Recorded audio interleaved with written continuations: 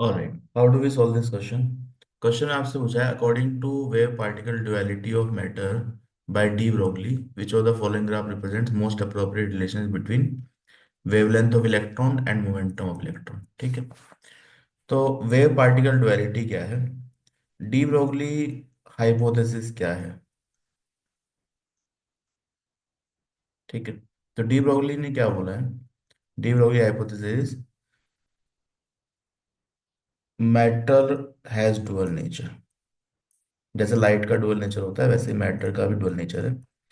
तो यहाँ पे it is wave and particle, दोनों ही नेचर मैटर में एग्जिस्ट करते हैं।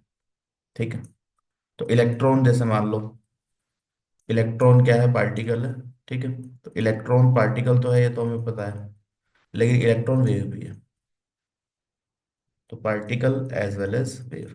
तो जैसे लाइट कभी वेव की तरह बिहेव करती है, कभी पार्टिकल की तरह बिहेव करते हैं, similarly all matters behave like this. ठीक है, matter can behave like wave, it can behave like particle. तो वेव है तो वेव की कोई इक्वेशन होगी।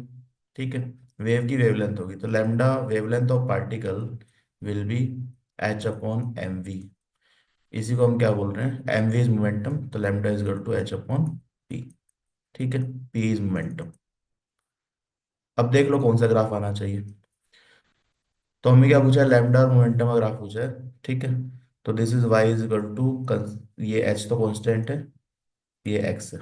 ठीक है, तो X Y is equal to constant, ये कौन सा ग्राफ होता है, दिस इज हाइपरबोला। तो हाइपरबोला देख लो कौन सा है, हाइपरबोलिक ग्राफ।